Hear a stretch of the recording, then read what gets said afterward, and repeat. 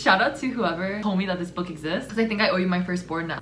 First of all, look at this cereal. This is the best cereal I've ever had in my entire life. Welcome back to a new video. I am going to be planning out the books that I want to read in April. It's not really like a set TBR because mood reader, but oh my gosh, over the past couple of days actually, I figured out that like my being indecisive about what book I'm gonna read, I think it's genuinely like decreasing my quality of life. And I'm like decisive about most things, but for some reason I'm super indecisive about what book I should read next. I always want every book I read to be like worth my time. Like, I'm Simon Cowell, you're auditioning for my show. I'm never gonna pick up a book that I don't think I'm going to love. Listen, like my time in this world is limited. Like I always pick up every single book that I read, hoping that it's gonna be like my new favorite obsession. And I think that's why I'm like so obsessed with so many books. So I'm very picky about the book that I want to read next. And also, before we get started, make sure to subscribe down below if you haven't already. Also, be sure to go follow me on my socials, which is at sunnykimreads on Instagram and also at sunnykim4 on TikTok if you want to follow me on there. But before we get started, I do want to thank Book of the Month for partnering with me on this video. I love Book of the Month. I've worked with them before. I love their service so much. I think that it's so big brain. So if you don't know, Book of the Month is a super popular and fast growing online book service for readers. Their mission is to promote new and emerging authors to help readers discover the books that they love. So essentially, their team will vet through hundreds and hundreds of books and give readers their choice from a curated selection of new and early release titles so that you can spend more time reading and less time researching. I should say that Book of the Month, as of right now, only ships to US addresses. But my favorite thing about Book of the Month is their skip policy. Book of the Month is risk-free, so if any month you are not interested in reading any of their titles, you can just skip that month with no added charge. And they also have the best price for new release hardcover fiction, which, if you know, can like go anywhere to like $30. But for April, you can get your first book for just $9.99 with the code GETFUN. If you guys are consistent readers, consistently like picking up new and early titles, but you don't want to pick them up for like $30 a piece, like hop on this code and get your first book for just $9.99. Actually, the first book on my April TBR is actually one of Book of the Month's April selections, which is The Good Left Undone by Adriana Trigiani. Like a hug from your favorite aunt, this moving and wise World War II tale will remind you what life's all about. Familia. I think it's like an intergenerational historical fiction, which is oddly one of my favorite things to read, especially around this time of the year, and takes place in Italy, a long-held secret about her own mother's great love story with her childhood friend Silvio. If this is gonna give me childhood friends lovers,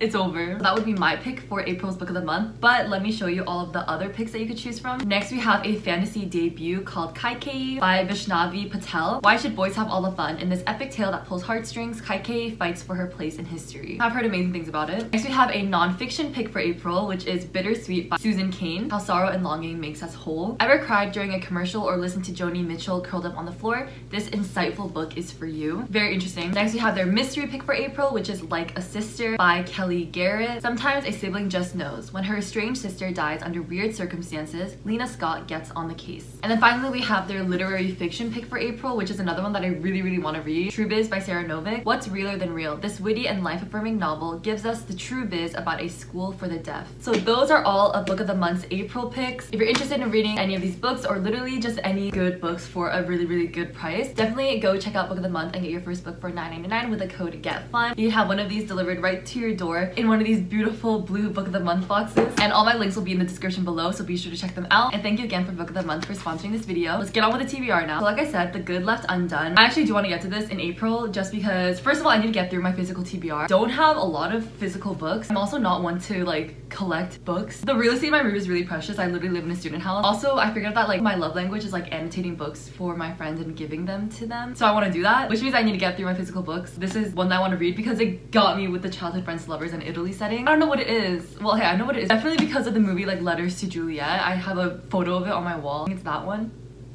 It is. That's the reason I want to go to Verona, Italy so much. So yeah, take me to Italy, please. Okay, now I'm going to go through my e-reader that I have. Also, everyone always asks me what e-reader I have. It's a Kobo Clara HD. Everyone always asks me at school if it's a Kindle, and I always just say yes because I'm probably tired and burnt out at school. But yeah, it's a Kobo. I'm like hoping that I use this like until the day that I die. Love my Kobo so much. A book that I really want to read actually is One True Loves by Taylor Jenkins Reid. Why is her name so hard to pronounce? Every time I say her name in a video, it's definitely because I've said her name like probably 5 times before that, but they were all cut. Why does it feel like I'm the only one who can't pronounce her name? Taylor Jenkins Reid. I figured out that I also can't pronounce opioid. Opioid. I always say opioid. I had to do a presentation about a study that was studying opioid use disorder. Oh my gosh, it was... My group members were definitely laughing at me because they kept saying, Sunny, like, you can't pronounce opioid. Opioid. I've read Evelyn Hugo and I read Malibu Rising. Those are kind of her newer releases when she kind of got into her groove of writing these like historical fiction about like famous people. But she used to like write romance books, I'm pretty sure. In her backlist, she has a couple. People say that they don't like them as much as her newer books. I really want to give them a shot because I just love her writing style. Maybe in Another Life is also interesting, but I kind of want to read One True Loves more because I think that it's about a woman who is about to get married or she just got married, but then like someone from her past comes, like a love from her past. I didn't really like that trope a lot until I read It Ends With Us by Colleen Hoover, and now I'm a changed woman. Right now I'm planning for it to be my next read after I finish the book that I'm reading right now, which I guess I'll explain in this video because I guess technically it is part of my April TBR. Blood Witch by Susan Dennard. That's the third book in the Witchlands series. The entire time I thought that was a trilogy and this would be the last book, and I was in the home stretch. Turns out that's the fourth book. I'm really not in the home stretch. I've literally just tipped halfway. But yeah, the Witchland series is a series that I started maybe like 2 months ago. I've been like reading the books like not all together, which has been to my detriment because why would I do that when I don't have a memory of a goldfish? But you know that I'm not gonna do my due diligence and like recap what happened in like the previous books. So now I'm reading Blood Witch and I only care about two characters, which is Iwant and 𝐬𝐮𝐩𝐿, because they have a slow burn enemies to lovers. I just don't remember anything about anything else that happens, and they're so separated from like all the other characters in the story. There's so much like political conflict happening. I could not care less. You know, it's not even that I couldn't care less, like I could not remember it, and it's so bad. I was literally reading it and I'm like, who are you? I genuinely have like perspectives of like every single main character.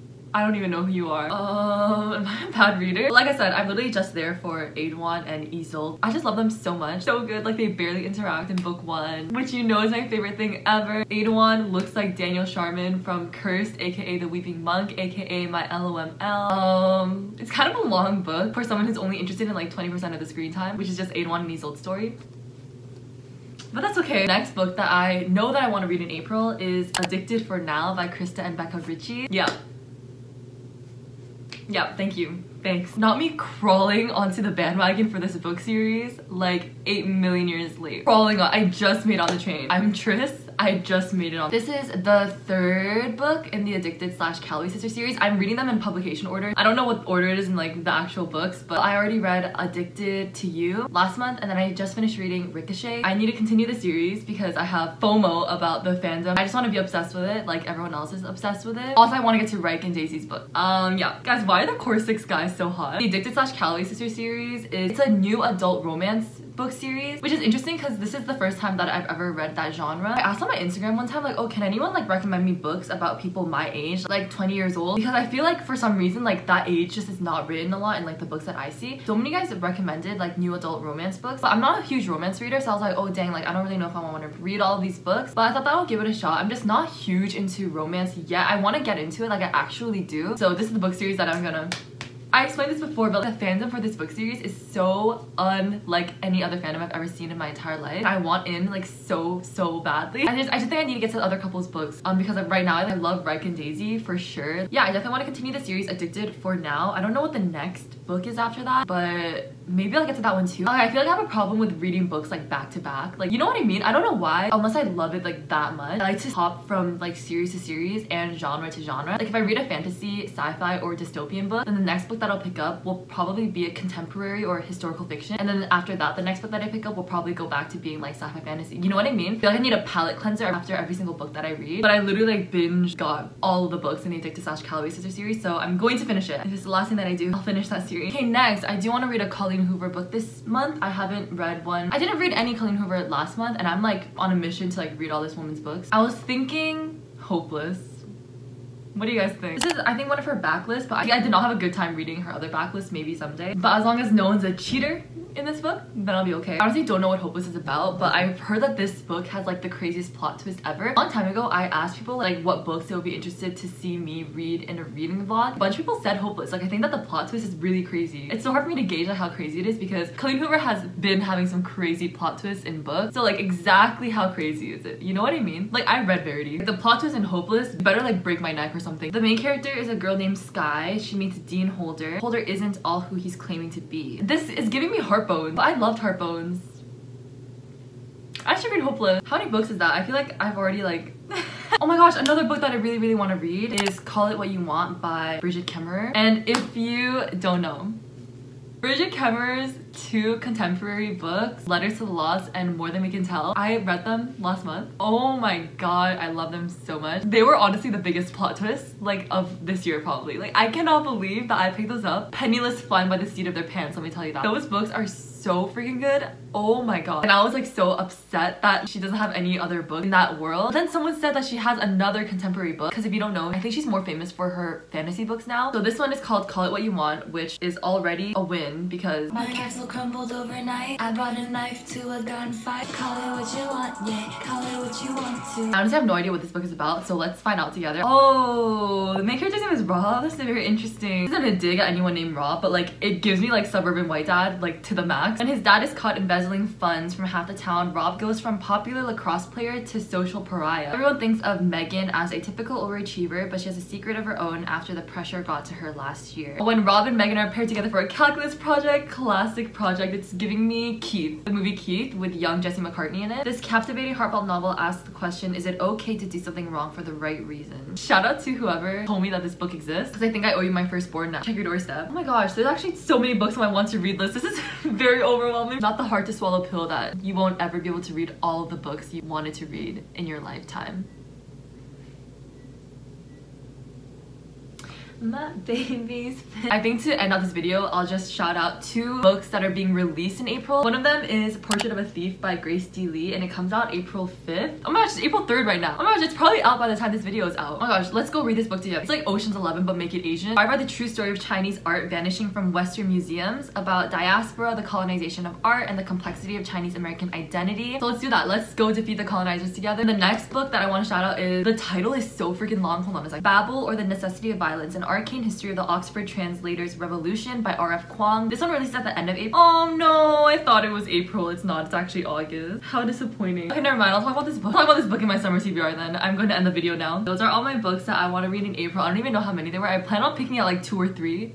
It's definitely not 2 or 3. Let me know if you read any of these, and like, can you peer pressure me about which books that I should read, or like which books I should prioritize? Yeah, and that's gonna be all for this video. Thank you so much for watching. Thank you to Book of the Month for partnering with me. Click the links in my description. Be sure to subscribe down below if you haven't already, and follow me on my socials on Instagram and TikTok, and I will see you all in the next one. Goodbye.